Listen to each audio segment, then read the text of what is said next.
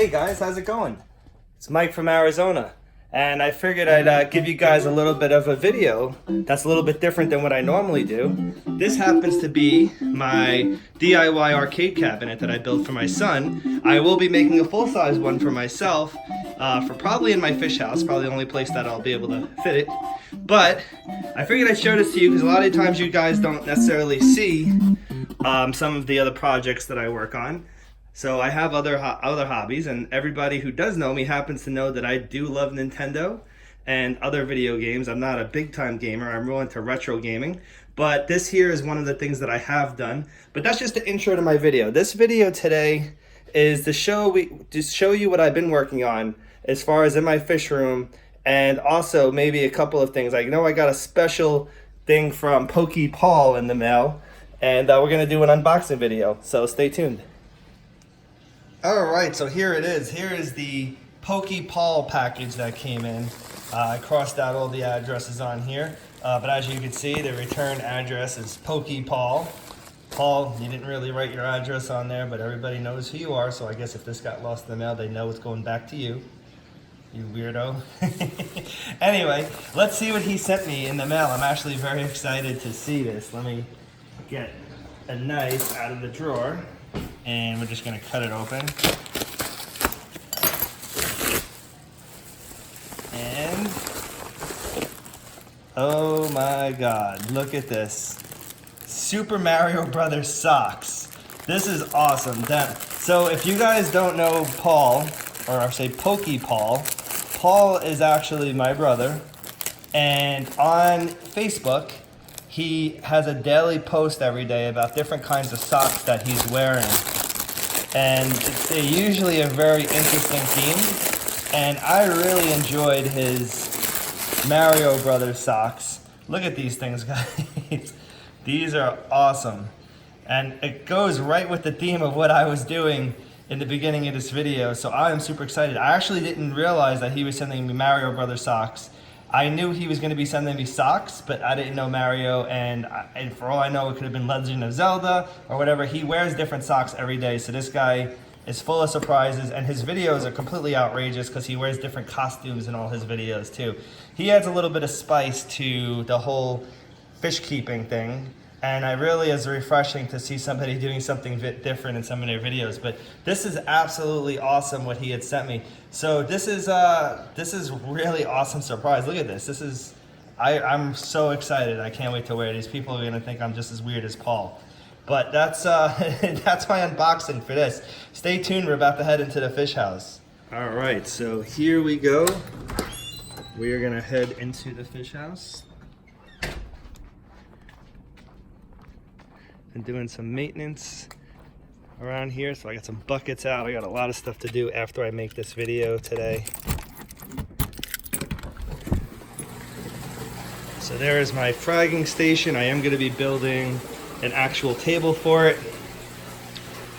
Okay, so let's turn on some lights in here so you guys can actually see what's going on. So this tank actually comes on earlier. I got to set these timers up to be identical to each other, but I promised on Sundays we'd be doing freshwater, so today will be a freshwater video, and not necessarily at this point will it be a freshwater fish video, but freshwater plants, because a lot of people are very interested in some of the immersed growth setups that I got going on here. So let me show you one of my favorite ones that I'm working on.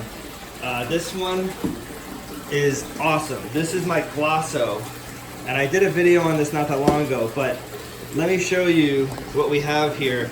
This is literally the healthiest Glosso that I have ever seen or produced myself.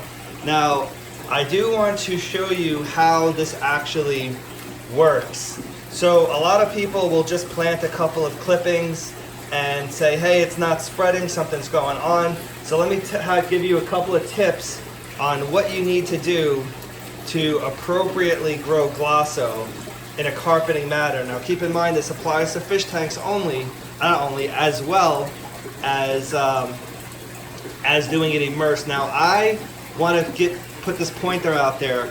I really think that if you want to grow a lot of carpeting plants, start with them immersed and then transfer them to submerged form. Also too, with Glossoto, guys, you're gonna wanna go with CO2.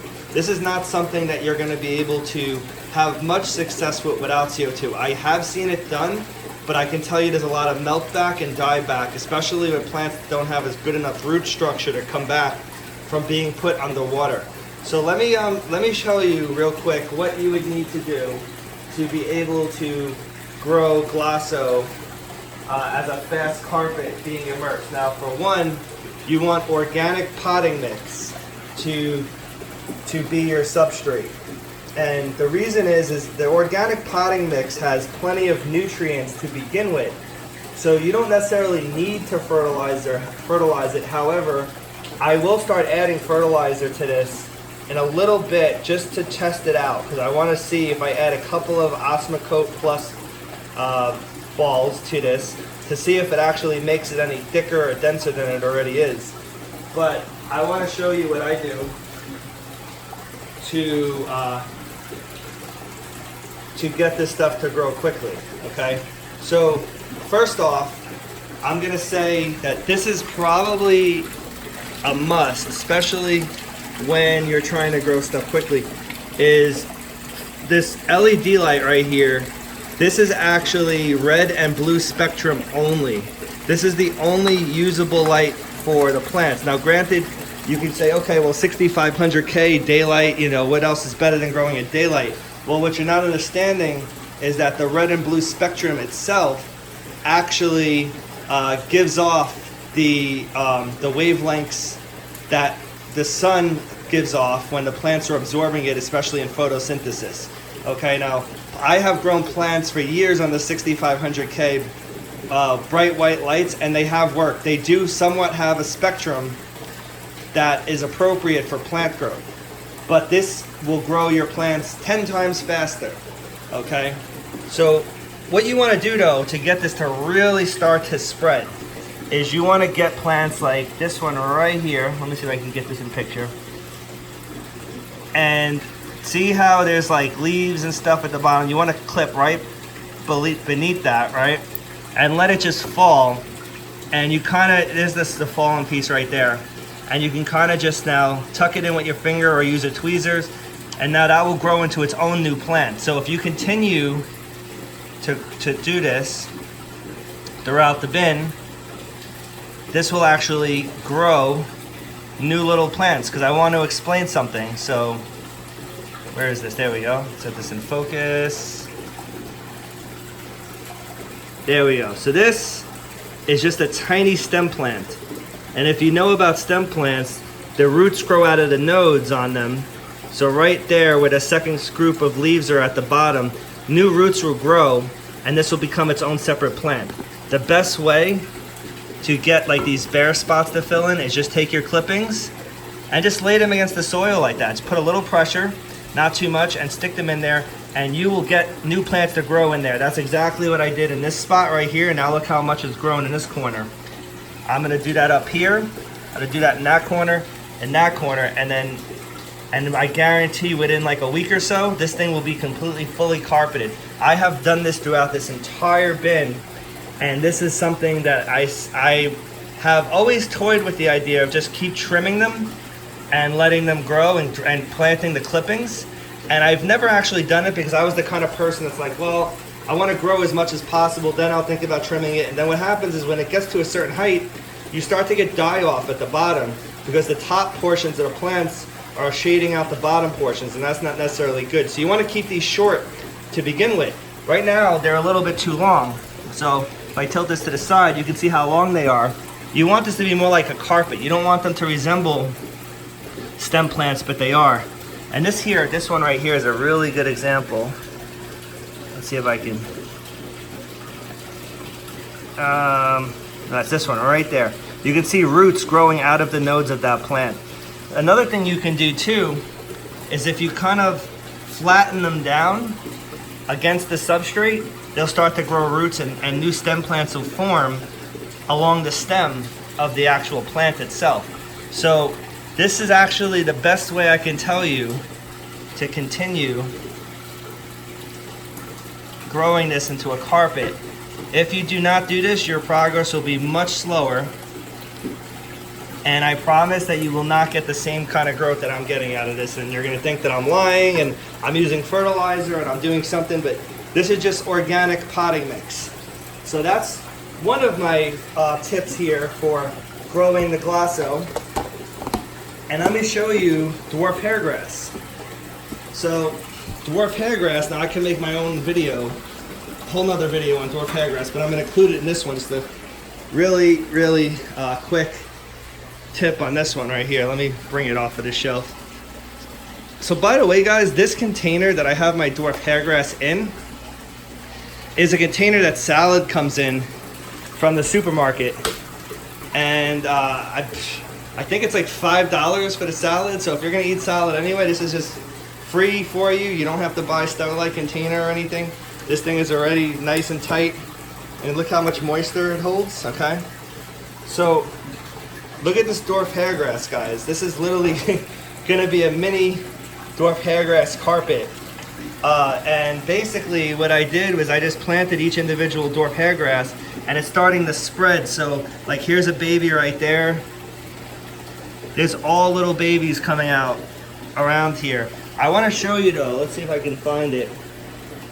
Let's see here, which side is better to look? I think this side is gonna be the best. So dwarf hairgrass grows from runners, like most grasses do. So you want to kind of grow it far apart from each other and keep the soil pretty moist. So like, see this? Like I can just squeeze it and it stays. It holds a form because it actually is kind of wet. And as you can see, let's see here. As you can see, there's some root systems going through the dirt. So it's only a matter of time. Here you can see runners like right there. It's only a matter of time before this whole thing is filled with dwarf hairgrass. And again, this is not fertilized, just as this organic potting mix. I am not using a grow light on this. I am using 6500K daylight bulb, but want to change this to a grow light within the next couple of days because I want to see if the growth gets substantially faster, especially because it is taking hold throughout the entire bin. So that's basically how you do it. Again, you want to keep these separated. You don't want to put the plants right on top of each other, and eventually they will grow and carpet. Same thing with, let me see here, let me turn this light on. There we go. As you can see, I have another one of Glasso in here.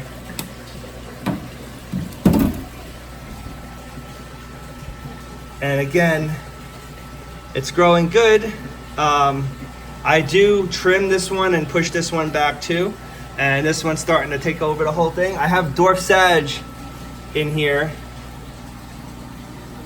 And Dwarf Sedge kind of does the same thing. So if you're not going to be able to see the root growth on there, but if I was to start pulling these individual pieces and cutting the runners and replanting them, it would force it to grow even more. So that's basically how you do that. So I hope this helps you guys. I hope this helps you guys getting started with carpeting plants. If you need any plants for carpeting, let me know. Private message me. I do have a website, greenoasisfarms.com.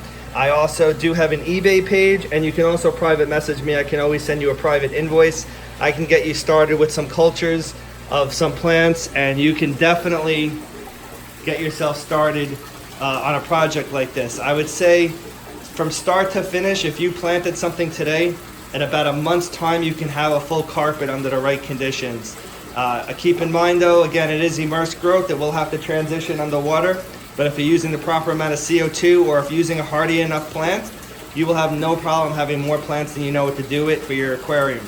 Have a good day, guys. Please comment, like, subscribe, and visit me at greenoasisfarms.com, Betta Oasis, and also on Facebook.